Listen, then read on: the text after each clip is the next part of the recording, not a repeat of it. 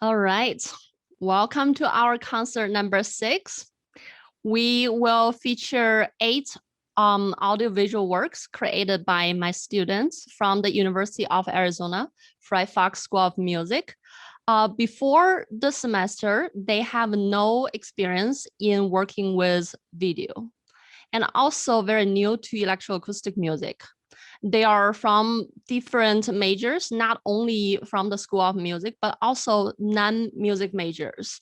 It's been a great journey for them, starting from the struggling of their first assignment and to really feel proud of their final project.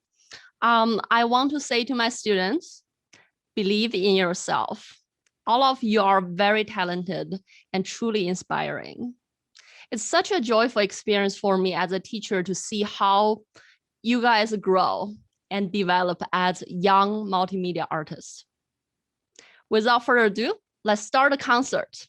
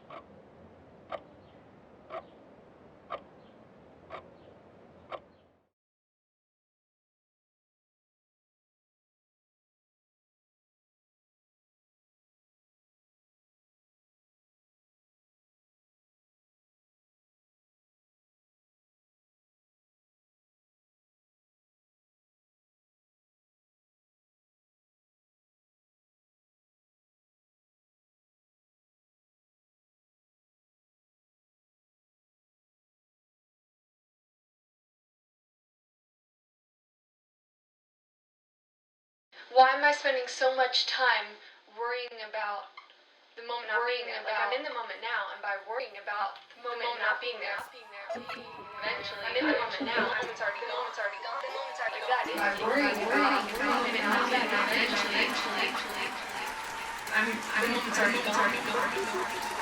Exactly.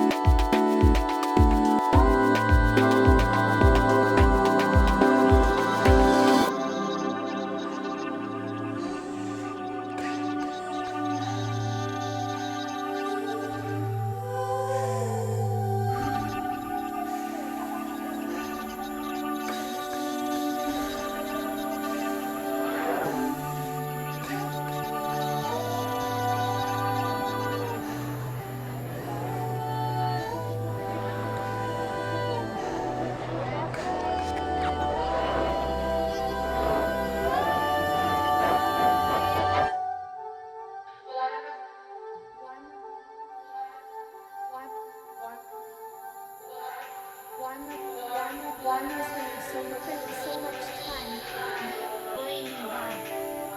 worrying about the moment not being there. Like I'm in the moment now.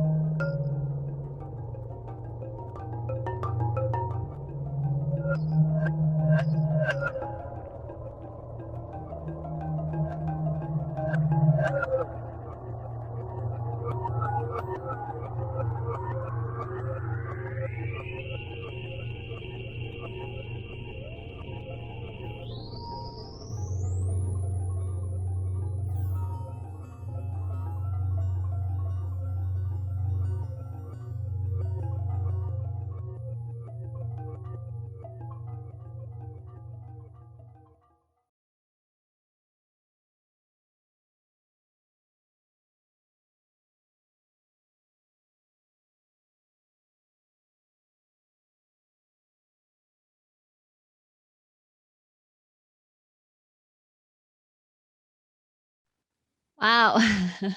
Well done, guys. Such a great variety of audiovisual pieces. Let's invite the artists on the virtual stage, and please unmute yourself and let's give them a round of applause.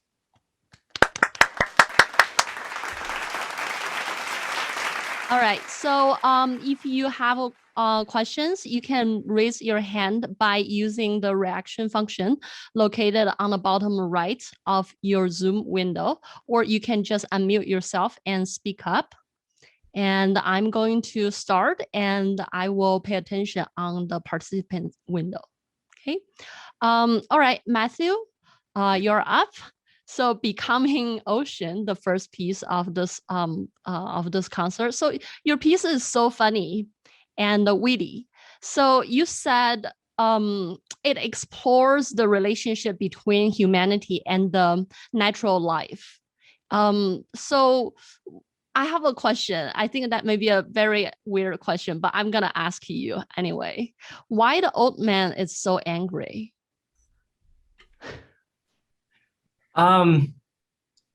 Aside from just messing around with some interesting clips here and there, I kind of saw that as an interesting representation of sort of the turmoil of humanity acting upon the natural world there. What about the chest hair? I gotta have to mention that. Humanity is metaphorically exposing itself to the natural world. Yes, it's its ugly glory. Yes, a very impressive video, and the concept is also great. Congratulations. Thanks. Yeah. All right. I don't think Aaron is here. Maybe he is mistaken the time. If Aaron, you are here, make sure that you acknowledge me. Otherwise, we are going to moving on. Emily. So moment.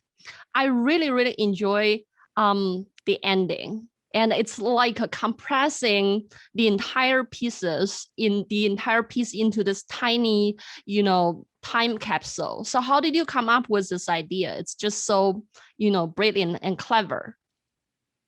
Yeah, so throughout the piece, I experimented with reversing both the audio and the video footage. So I wanted to give a sense of reflection and everything flashes before your eyes, because the whole piece is about our relationship to experiencing the moment. So I thought at the end it would make sense to have the whole, and that's literally what I did. I just took the whole piece and reversed it and compressed it. So yeah. Yes, amazing ending. And it really make the point as, memory, it's really precious to us. And the moment, if it's past, it's just, gone forever. So we should need to be truly enjoy the moment. Okay, very good job. Congratulations. Thank you. Yeah. All right, Colin. So another piece of Collins, and this one is for Fixed Media, Night Drive and Neon Dreams. Great contrast with the darkness and lights. So so are you also using music to match those two very different concepts? Yeah, definitely. I guess I wouldn't say I was consciously trying to do that in the music. It was just that I had the video and was trying to match the music to what was going on. And the video, starts with something that's kind of dark and monochrome, and you're not really sure if it's going to be an optimistic or a pessimistic piece. And then when the lights come in, it's like, oh, it's okay, it's optimistic. So I was kind of trying to reflect that in the music with those kind of glitchy synths and that kind of lack of clarity of where this might be going. Yeah, very cool. So you are really good at using colors and also contrasting. So, darkness and then the light, it's a great contrast and it captured in your piece great. Very good job. Congratulations. All right, let's moving on. Emmett, Bloom. So I noticed that your piece, it started with a black screen, right? And then this kind of rose opened up and died. And but it ends on a white screen. Is that like an intentional design? Emmett? Oh, I know, Emmett, you're here, but we can't hear you. Okay, so I don't know where Emmett is. Let's moving on. Maybe he'll come back and answer that question. Yeah, all right, Milo, that's the very minimalistic piece. And where did you get the idea?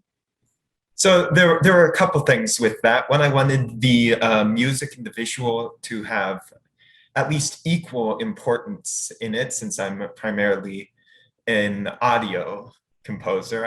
I'm not a visual artist very much. And I also I had this idea of when you close your eyes, you see nothing, but you also see lots of little squiggly things and various errors caused by surrounding lights and your own brain playing tricks on you. And those are both ideas I wanted to incorporate it into the visual aspects of it.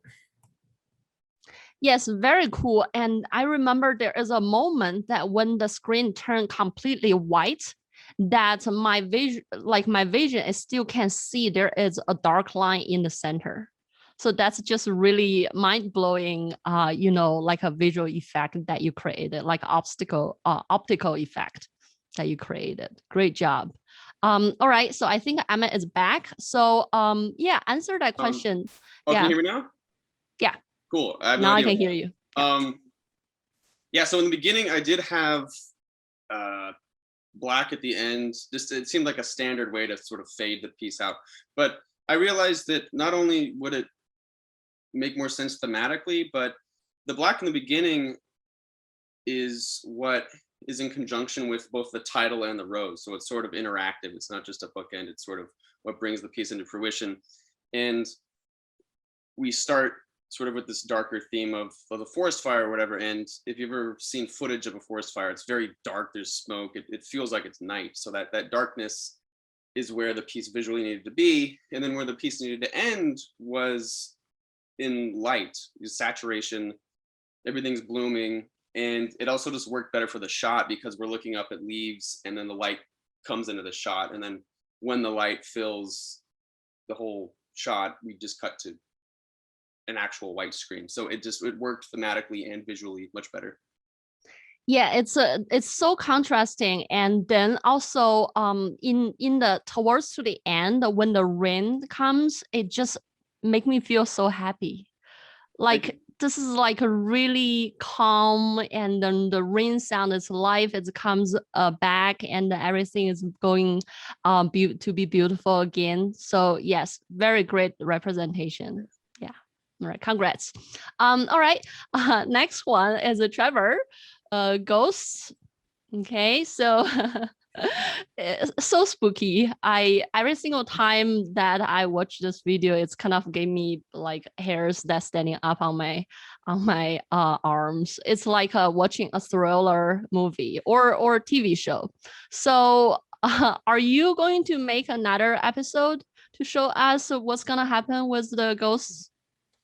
No, I think I'm happy with the ambiguity of it, I guess. I mean, I'm not opposed, I guess, to revisiting it. We'll see. Yeah, cool. So cool. So tell us a little bit more about, because this is like your first multimedia piece, as a lot of us here too. But I think all of you guys, this is your first multimedia piece. Okay, so tell us a little bit about what's your challenge? Like, what did you learn? Do you feel happy about the result? Yeah. Yeah, I know there's always going to be something that I see that I want to change, obviously. But I don't know, I learned the hard way that there are easier ways to line up the audio with the very fast visual cues. So I will be doing that in the future, as opposed to sitting there and dragging it frame by frame to right where I need it to be. That Great. was for me. Yeah. Yes, great. I hope you enjoy the process of doing it and also learning things. That's great.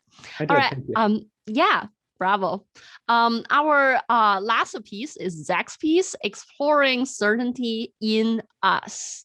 So what does that mean in U.S. dot? So I believe that's United States, right?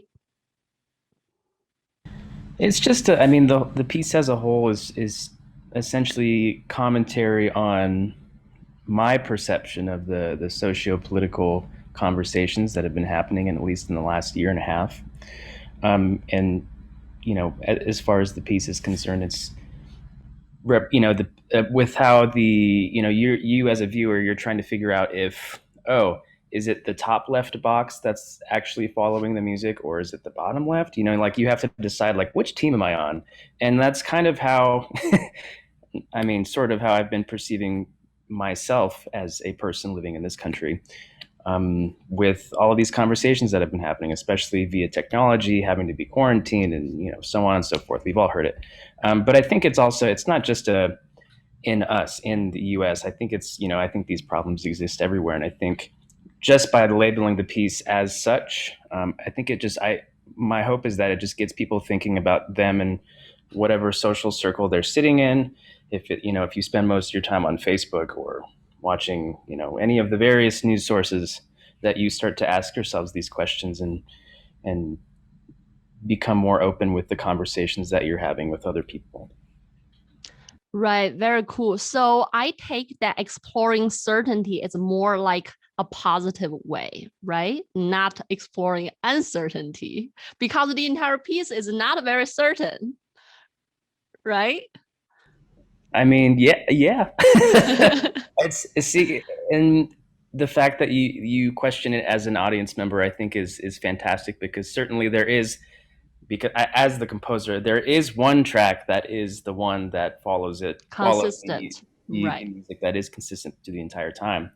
But I also like it when there's multiple answers to what any piece, rather, not just mine, any piece means. So yeah, certainly with adding certainty into the title, we all have certain truths that we see in our lives, and I think, again, it's important to analyze, though, and find the most truth in whatever we decide to believe, if that makes any sense. Yes, that makes perfect sense. Yes. Well done, guys. And I don't think we have any questions from the audience. And if you could unmute yourself, let's give those awesome students a round of applause. Great jobs, guys. All right, I think this is a good time to wrapping up. Our next concert is 7 p.m. Eastern Time and 4 p.m. Tucson time. Mike will be your host for the next two concerts, and we will feature pianist Keith Kirchoff.